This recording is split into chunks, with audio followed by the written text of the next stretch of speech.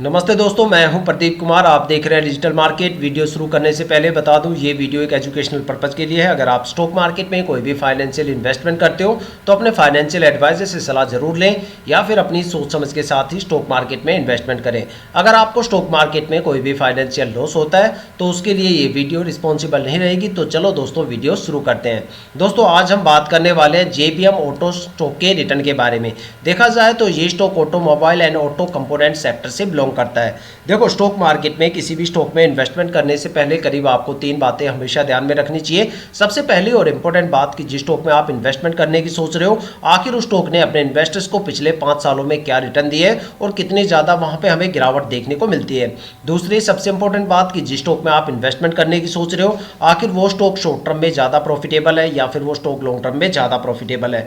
और तीसरी सबसे इंपॉर्टेंट बात कि जिस स्टॉक में आप इन्वेस्टमेंट करने की सोच रहे हो, आखिर उस स्टॉक में शॉर्ट टर्म और लॉन्ग टर्म में आखिर कितने टाइम ड्यूरेशन की होल्डिंग करने पे आखिर आपको स्टॉक से कितना रिटर्न या फिर लॉस देखने को मिलने वाला है। और यही तीनों बातें आज हम इस वीडियो में डिस्कस करने वाले हैं JBM ऑटो स्टॉक को लेके। अगर आपने स्टॉक में कोई भी इन्वेस्टमेंट कर रखा है या फिर आप स्टॉक में कोई भी इन्वेस्टमेंट करने की सोच रहे हो तो ये वीडियो आपके लिए काफी ज्यादा इंपॉर्टेंट होने वाली है, क्योंकि इस वीडियो में मैं आपको बताऊंगा JBM ऑटो स्टॉक के पिछले 5 साल के रिटर्न के बारे में, जहां पे रिटर्न के बिहाफ पे एक पैटर्न यहां पे आपको दिखाने की कोशिश करूंगा कि ये स्टॉक शॉर्ट टर्म में ज्यादा प्रॉफिटेबल है या फिर ये स्टॉक लॉन्ग टर्म में ज्यादा प्रॉफिटेबल है, या फिर ऐसे कौन कौन से टाइम ड्यूरेशन आपको देखने को मिल सकते हैं जहां पे आपको स्टॉक में भारी भरकम गिरावट देखने को मिल सकती है, या फिर ऐसे कौन कौन से टाइम ड्यूरेशन आपको देखने को मिल सकते हैं जहां पे आपको स्टॉक से एक अच्छा खासा रिटर्न देखने को मिलने वाला है। मैक्सिमम स्टॉक में कितनी ज्यादा गिरावट देखने को मिल सकती है और मैक्सिमम ये स्टॉक कितने ज्यादा रिटर्न देने का दम रखता है। साथ में एक नजर डालेंगे स्टॉक के होल्डिंग पैटर्न के बारे में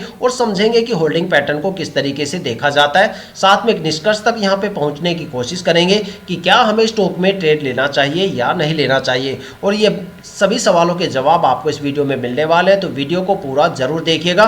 तो चलो दोस्तों, वीडियो शुरू करते हैं। आई होप कि यहां से आपको काफी ज्यादा इंफॉर्मेशन देखने को मिलने वाली है। दोस्तों, अगर बात करें JBM ऑटो स्टॉक के पिछले 5 साल के रिटर्न के बारे में, तो देखते हैं स्टॉक ने पिछले 5 सालों में अपने इन्वेस्टर्स को आखिर कितना रिटर्न और कितनी गिरावट यहां पे दी है। अगर स्टॉक के शॉर्ट टर्म के बारे में बात करें तो देखते हैं शॉर्ट टर्म में अलग अलग टाइम ड्यूरेशन की होल्डिंग करने पे आखिर हमें स्टॉक से कितना ज़्यादा गिरावट या फिर रिटर्न देखने को मिलता है। अगर स्टॉक में शॉर्ट टर्म में 1 वीक की होल्डिंग की बात करें तो एक हफ्ते में स्टॉक में करीब 7% से ज़्यादा की गिरावट हमें देखने को मिली।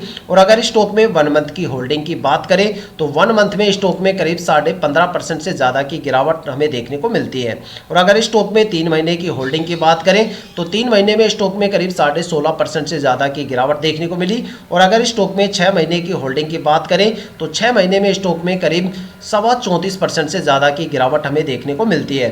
और अगर स्टॉक में 9 मंथ की होल्डिंग की बात करें तो 9 मंथ में स्टॉक ने करीब 16.25% से ज़्यादा की गिरावट दर्ज की है।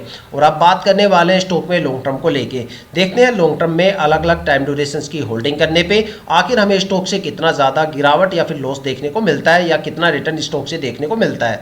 अगर स्टॉक में 1 ईयर की होल्डिंग की बात करें तो 1 साल में स्टॉक ने करीब 24% से ज़्यादा की गिरावट दर्ज की है। और अगर स्टॉक में 2 साल की होल्डिंग की बात करें तो 2 साल में स्टॉक ने करीब 177% से ज़्यादा का रिटर्न दिया है। देखा जाए तो 2 साल में स्टॉक ने अपने इन्वेस्टर्स का पैसा 1.5 गुना से ज़्यादा करके दिया है। और अगर स्टॉक में 3 साल की होल्डिंग की बात करें तो 3 साल में स्टॉक ने अपने इन्वेस्टर्स को करीब 145% से ज़्यादा का रिटर्न दिया है। और अगर स्टॉक में 4 साल की होल्डिंग की बात करें तो 4 साल में स्टॉक ने करीब 1052% से ज़्यादा का रिटर्न दिया है। देखा जाए तो 4 साल में स्टॉक ने अपने इन्वेस्टर्स का पैसा करीब 10 गुना से ज़्यादा करके दिया है। और अगर स्टॉक में 5 साल की होल्डिंग की बात करें तो 5 साल में स्टॉक ने करीब 1244% से ज़्यादा का रिटर्न दिया है। देखा जाए तो 1244% का स्टॉक ने रिटर्न 5 साल में दिया है। तो देखा जाए तो ये सारे रिटर्न आप किसी भी फाइनेंशियल वेबसाइट वगैरह पे चेक कर सकते हो या फिर अपने किसी भी ब्रोकरेज एप्लीकेशंस वगैरह पे चेक कर सकते हो।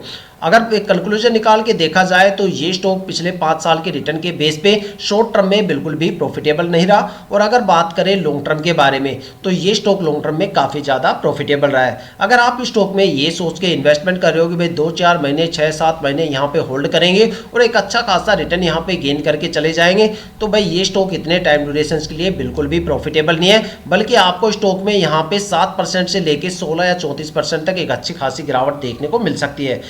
अगर आप देखा जाए तो आप स्टॉक में किसी भी टाइम ड्यूरेशन में एंट्री ले सकते हो, लेकिन एग्जिट करते टाइम मैं आपको यही सजेस्ट करूंगा कि स्टॉक से आप जितने लंबे टाइम ड्यूरेशन के बाद एग्जिट करोगे उतना अच्छा खासा भर भर के रिटर्न आपको स्टॉक से देखने को मिलने वाला है। अगर लॉन्ग टर्म के सबसे बेस्ट टाइम ड्यूरेशन की बात करें तो वो यहाँ पे 5 साल का टाइम ड्यूरेशन है, जहां पे स्टॉक ने करीब 1244% का एक अच्छा खासा रिटर्न दिया है। देखा जाए तो यहाँ पे इन्वेस्टर्स का पैसा करीब 12.25 गुना से ज़्यादा करके स्टॉक ने 5 साल में दिया है। लेकिन दोस्तों ये थी स्टॉक के पिछले 5 साल के रिटर्न, जहां पे हमें एक अंदाजा मिल गया कि भाई किस किस टाइम ड्यूरेशन में स्टॉक में एक अच्छी खासी गिरावट हमें देखने को मिल सकती है और किस किस टाइम ड्यूरेशन में स्टॉक में एक अच्छा खासा रिटर्न हमें देखने को मिल सकता है। लेकिन क्या ये डेटा और इतनी इन्फॉर्मेशन काफ़ी होती है किसी भी स्टॉक में ये डिसीजन लेने के लिए कि क्या हमें उस स्टॉक में ट्रेड करना चाहिए या नहीं करना चाहिए? लेकिन अगर इस स्टॉक के साथ साथ हम पिछले 5 साल के रिटर्न के साथ साथ अगर स्टॉक के होल्डिंग पैटर्न के बारे में भी जान लेते हैं तो भाई ये सोच लो आपने स्टॉक के बारे में काफ़ी ज़्यादा इंफॉर्मेशन गेन कर ली। करीब 60 से लेकर 80% तक जो डीप फंडामेंटल एनालिसिस है वो मात्र चंद मिनट की वीडियो में कर डाली। अगर ये दो चीज़ें आप जान लेते हो तो आप काफ़ी ज़्यादा हद तक एक सही डिसीजन लेने में सक्षम हो सकते हो। यहाँ पे मैं होल्डिंग पैटर्न दिखाने से पहले होल्डिंग पैटर्न के बारे में कुछ आपको बताना चाहता हूँ। देखो, किसी भी स्टॉक में इन्वेस्टमेंट करने से पहले वहाँ पे जो प्रमोटर की होल्डिंग है वो 50% या उससे हमेशा ज़्यादा होनी चाहिए।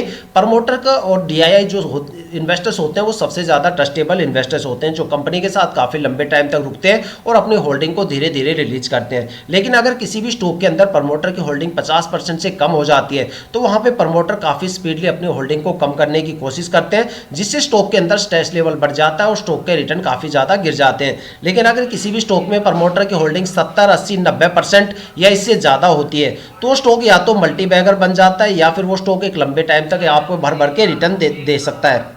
लेकिन इंडियन स्टॉक मार्केट में दो ऐसी भी कैटेगरी होती है जो सबसे ज़्यादा पैनिक इन्वेस्टर्स की कैटेगरी में आती है। एक यहाँ पे आती है कि पब्लिक इन्वेस्टर्स और दूसरे होते हैं एफआईआई। लेकिन अगर आप ये सोचते हो कि भाई पब्लिक इन्वेस्टर्स ज़्यादा पैनिक होते हैं तो पब्लिक इन्वेस्टर्स से ज़्यादा पैनिक एफआईआई होती है। हमने पिछले 7-8 महीनों में ये ऑब्जर्व भी किया है।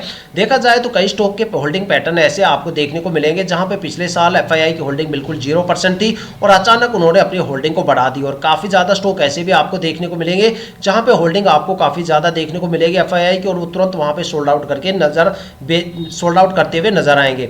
देखा जाए पिछले 7-8 महीनों में काफी ज्यादा ऐसे स्टॉक है जहां पे एफआईआई ने काफी बड़े लेवल पे बिकवाली की है।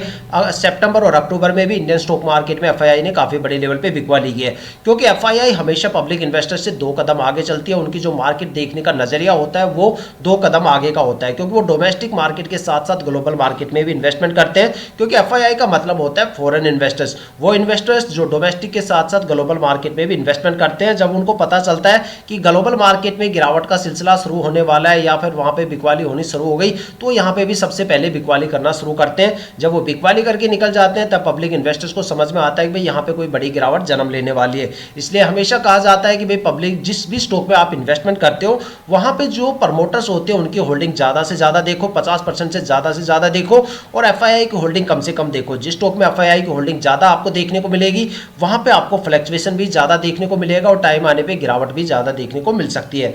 तो दोस्तों अब देखते हैं स्टॉक के होल्डिंग पैटर्न के पिटारे से आखिर क्या निकल के आता है। अगर स्टॉक के होल्डिंग पैटर्न को देखा जाए तो यहाँ पे जो प्रमोटर की होल्डिंग है वो बेशक यहाँ पे 50% से ऊपर है। यहाँ पे 67.53% प्रमोटर की होल्डिंग है जो पिछले साल भी सेम थी। इसका मतलब है कि भाई प्रमोटर अपनी होल्डिंग में कोई भी चेंजेस नहीं कर रहे, वो लंबे टाइम तक स्टॉक के साथ रुकने की कोशिश कर रहे हैं और स्टॉक लंबे टाइम तक एक अच्छा खासा रिटर्न आपको देने वाला है। यहाँ पे प्रमोटर की होल्डिंग में कोई भी चेंजेस नहीं है। अगर यहाँ पे डीआईआई की होल्डिंग की देखा जाए तो डीआईआई की होल्डिंग पिछले साल 0.03% थी जो लगातार क्वार्टर टू क्वार्टर बढ़ा रहे हैं और यहाँ पे इस टाइम हो गई है डीआईआई की होल्डिंग 0.07%। ये दो सबसे ज्यादा ट्रस्टवर्दी इन्वेस्टर्स होते हैं स्टॉक मार्केट में। अब देखते हैं पैनिक इन्वेस्टर्स जो ये प्रमोटर्स और डीआईआई ये दो सबसे ज़्यादा यहाँ पे ट्रस्टवर्दी इन्वेस्टर्स होते हैं। और अब बात करने वाले हैं दो सबसे ज़्यादा पैनिक इन्वेस्टर्स की। यहाँ पे एक एफआईआई है और दूसरा है पब्लिक इन्वेस्टर्स। तो यहाँ पे अगर एफआईआई को देखा जाए तो पिछले साल एफआईआई की कोई होल्डिंग नहीं थी, लेकिन अचानक एफआईआई ने यहाँ पे 3.26% की होल्डिंग बना डाली। और अगर यहाँ पे पब्लिक इन्वेस्टर्स की बात करें तो पिछले साल पब्लिक इन्वेस्टर्स यहाँ पे 11.83% थे जो इस साल घट के 11.40% के आसपास हो गए। तो देखा जाए तो यहाँ पे पब्लिक इन्वेस्टर्स प्रमोटर्स ने अपनी होल्डिंग को घटाया है और एफआईआई ने लगातार यहाँ पे अपनी होल्डिंग को बढ़ा रही है। साथ में डीआईआई भी अपनी होल्डिंग को बढ़ा रहा है और प्रमोटर अपनी होल्डिंग को सेम मेंटेन करके चल रहा है। तो अगर प्रमोटर्स होल्डिंग में कोई भी चेंजेस नहीं कर रहा तो इसका मतलब प्रमोटर लंबे टाइम तक रुकने की कोशिश कर रहे हैं। एफआईआई यहाँ पे होल्डिंग बढ़ा रही है, जो धीरे धीरे एक मतलब यहाँ पे जितनी ज़्यादा प्रमोटर यहाँ पे एफआईआई की होल्डिंग बढ़ेगी, समझ लो वहाँ पे आपको एक चिंताजनक पॉइंट देखने को मिल सकता है। देखा जाए तो यहाँ पे डीआईआई भी अपनी होल्डिंग बढ़ा रही है और प्रमोटर अपनी होल्डिंग को रिमेन लेके चल रहे हैं। तो देखा जाए तो मैंने आपको स्टॉक के पिछले 5 साल के रिटर्न भी आपको बता दिए, होल्डिंग पैटर्न को कैसे चेक किया जाता है वो भी तरीका भी आपको बता दिया, साथ में डेटा भी आपके सामने रखे हुए हैं। अब डिसीजन आपको लेना है कि भैया आपको स्टॉक में इन्वेस्टमेंट करना चाहिए या नहीं करना चाहिए, और हमें कमेंट करके भी ज़रूर बताइएगा। तो दोस्तों ये थी अब तक की सबसे latest information JBM auto stock के रिटर्न को लेके। अगर आपके माइंड में कोई भी ऐसा स्टॉक है जिसमें आप इन्वेस्टमेंट करने की सोच रहे हो या फिर आपने उस स्टॉक में इन्वेस्टमेंट कर दिया है और आपको स्टॉक के रिटर्न के बारे में बिल्कुल नहीं पता, तो आप हमें कमेंट करके अपने स्टॉक का नाम बताइए। हम आने वाले वीडियो में आपके स्टॉक को जरूर कवर करेंगे। अगर आप इस वीडियो पे या चैनल पे नए हो तो चैनल को सब्सक्राइब जरूर कीजिएगा, ताकि हम जितने भी डिप्ले एनालिसिस करके आप लोगों के लिए वीडियो लेके आते हैं उसकी नोटिफिकेशन आप तक सबसे पहले पहुंचे, ताकि आप स्टॉक मार्केट के हर पहलू से रूबरू रहें, अपने आप को अपडेट और अपग्रेड करते रहें। इसी के साथ ये वीडियो समाप्त करते हैं, मिलते हैं नेक्स्ट वीडियो के साथ।